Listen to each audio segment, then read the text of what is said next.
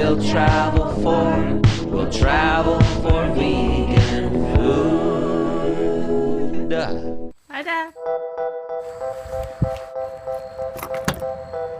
Got my dad's truck for the afternoon. I'm gonna go to Bennington to work out of the coffee shop there while my dad is doing construction in the house.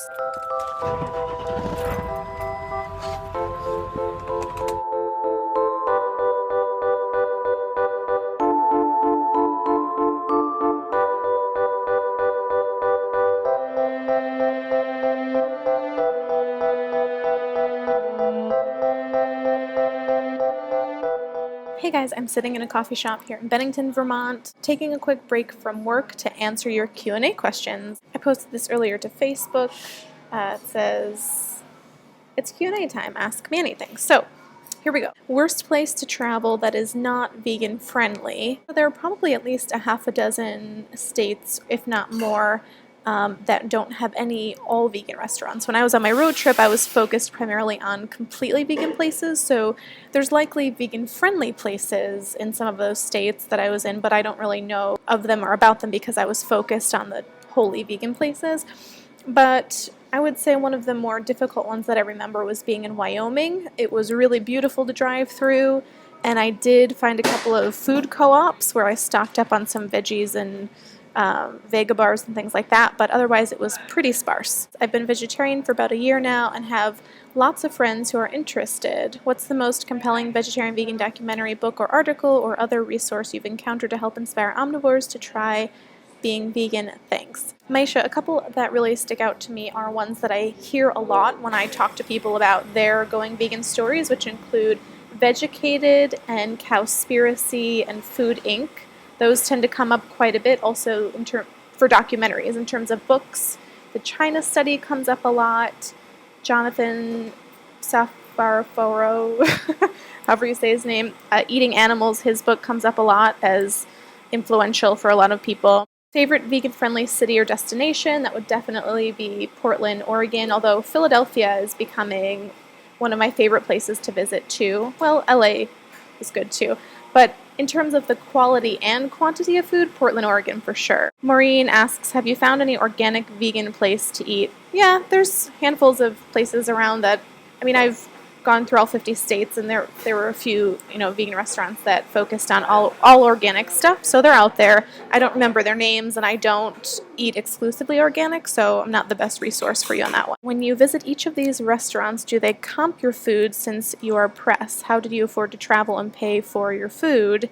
No, most of the time I wouldn't consider myself press, and most of the time I didn't share with the restaurants what I was doing during the formal road trip, which was from 2011 to 2013, and I paid for it through donations, through raising money on Kickstarter, and then I had some people that continued to donate to keep me going, again during the formal part of my road trip. Lisa asks, what is your favorite nut-based vegan cheese, and can it be ordered online? Yes, my favorite vegan cheese at the moment is Miyoko Shinner's vegan cheese, and you can order it online. I'll put a link to it below. Do you have any pets? I guess technically, I do have one cat. If you've watched in the previous vlogs, that creamsicle colored long-haired cat, I adopted him back in 2006, 5 or 6, and he lived with me when I was in Plymouth, Massachusetts at my first ever full-time job.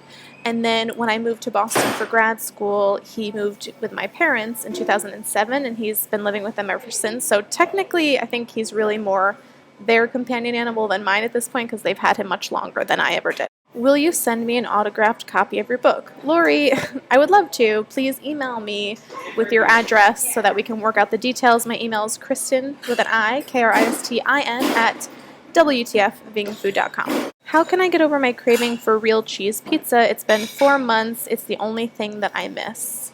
Well, Jill, first of all, don't feel bad about your craving, because cheese and dairy products in general are literally addicting. There is something in them that makes our brains literally crave them and become addicted to them. So first, to start, don't feel bad about that, because I think it's one of the biggest struggles that a lot of people have in transitioning. I think If you haven't found a plant-based cheese that you like, try to cut it out cold turkey and just tell yourself that you're no longer going to consume it. And if you start craving it, then maybe try to fill that space with something else. If there's, a plant-based something or other that you really like, you could just bite the bullet and kind of go through the process of detoxing, which is essentially what your body may need to do so that you stop craving it. But that's a hard one. It's different for everyone, and maybe see if you could get like a buddy involved in it, and the two of you can try to let go of the cheese together, and whenever one of you has a craving, you can contact the other one or lean on each other for support in that way. What is your response to those that bash the vegan lifestyle? A couple of things. To be as compassionate and as kind as possible toward them, and don't give them back what they're giving to you, right? Because essentially, if our whole thing is that we want to create a more compassionate world for humans and animals, then why would we add to that by being rude or mean to somebody who's, even if they're trying to get under your skin, right? And also, arm yourself with facts. I found it really useful if you have numbers and stats to back it up.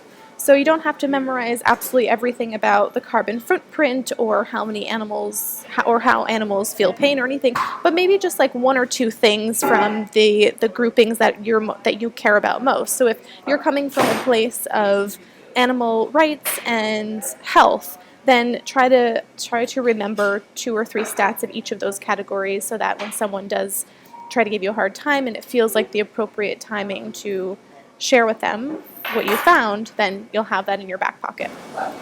Daniel, sure, I'll meet you for a drink. Christine asks, how does your typical workday look? Do you have a schedule, structure, or routine that you follow? As someone who would like to blog or vlog and is easily distracted, I would love some insight. Thanks. All right, so Christine, here's the truth of it. I could give you a spiel on a daily routine. I've had daily routines, and I still do every now and then. They don't always stand the test of time, and because I travel so much, it can get very difficult keeping up with a steadfast routine. So here's my advice to you: is if you want to make something work, if you want it badly enough, you'll find time to make it happen. You've just got to be committed and be consistent. If you can create a schedule for yourself where you say, okay, every Tuesday, this is my day to work on my blog or my vlog, you simply have to hold yourself responsible. Now, here's something that I've started to do recently and that I had done before that worked really well for me, is to incorporate an accountability partner. Bring someone in who you meet with weekly, you check in, you share with each other what you're working on, what you want to work on, what you're struggling with, or what your goals are. And every week you report back. You split the time, 30 minutes talking about what they're working on, 30 minutes talking about what you're working on. And by having that person to hold you accountable and you're holding them accountable for their things, it often makes it a bit easier to get things done. But still, when you're on your own schedule, you are responsible for your own time. So my best advice is try to create at least 10 to 15 minutes a day where you're working on this thing that you really want to work on, and do not falter no matter what. Do whatever it takes to get it done. And as you start to chip away at it and see progress, it'll get easier and easier to stay consistent. Deborah asks, do you make any money on this blog thing, or are you independently wealthy? My answer to that is no to both of them, Deborah. I currently haven't really monetized the Will Travel for Vegan Food brand, and even though I have a memoir or a book that's out, I don't see any money from the book. It currently just goes all to the publisher right now. And I am not independently wealthy. I am self-employed. I do freelance work in marketing and communications industry, and I'm also creating some ebooks. I have some online courses, and I'm co-hosting a wellness retreat in Nicaragua this February. If you're interested in it, email me so I can share more with you. And in fact, for those of you who are interested in learning more about this lifestyle design and want to meet other people that are working for themselves or want to become self-employed, that retreat is definitely up your alley. It's on Little Corn Island in Nicaragua this February. It's going to be amazing. I'm co-hosting it with a yoga instructor and raw foodist. We're going to split the days between yoga, raw food, outdoor adventures, and then some business classes taught by me. Spencer asks, what's your favorite animal? Probably horses. I have never experienced hair loss, Jessica. Best vegan restaurant on the East Coast. I'm going to go with Charlie Was a Sinner in Philadelphia. Other than the meals and locations, what was the best thing you learned during your journey so far? Great question, Rattle. One of the biggest takeaways that I learned from my travels is that most people are good people. Inherently, we are good people. Best vegan pizza in New York City. I don't know, I actually don't haven't really had any vegan pizza in New York City, I don't think. What's your favorite butter? Favorite dish at Veg? Have you been to Blue Sage in PA or anywhere in Asbury Park? I don't know what the dishes are at Veg. They've changed every time I've been back, but anything I've ever had is delicious. I have been to Blue Sage. It is good. I have not been to anywhere in Asbury Park. What cruise line offers the most vegan options? I honestly have no idea, Al. I'm sorry.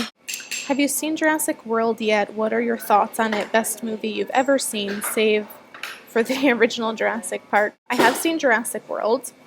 I thought it was entertaining. It's kind of what I expected of the movie. I was a little disappointed in the female lead being a little dependent on the male lead. The best movie I've ever seen. I don't know, I have a lot of favorites, but one of my all-time favorites is Tremors. Next book, how about a recipe from the locations you visited or backstory about how you got started?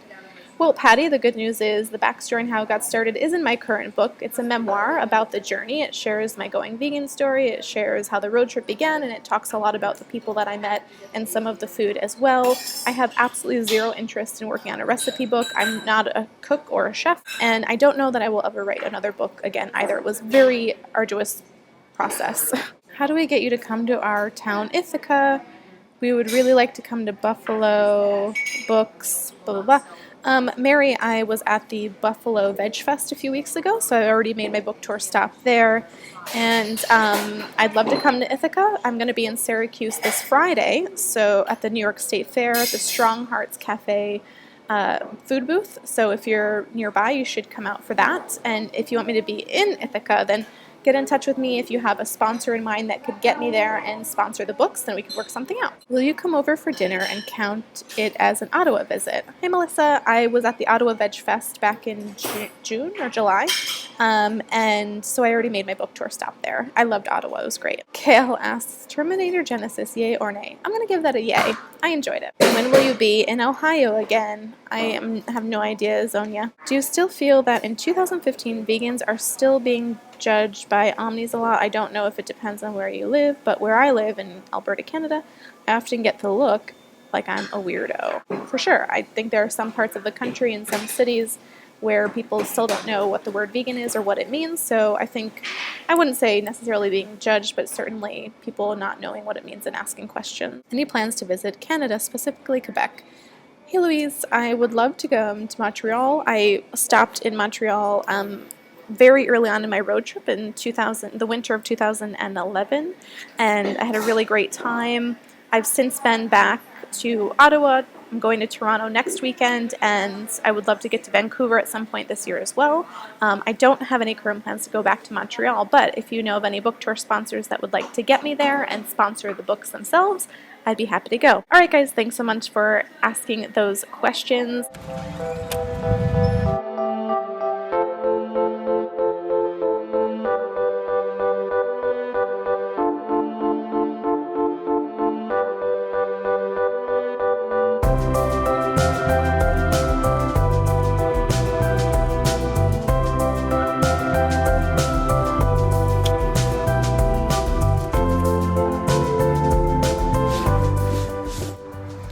Favorite kind of vegan protein powder.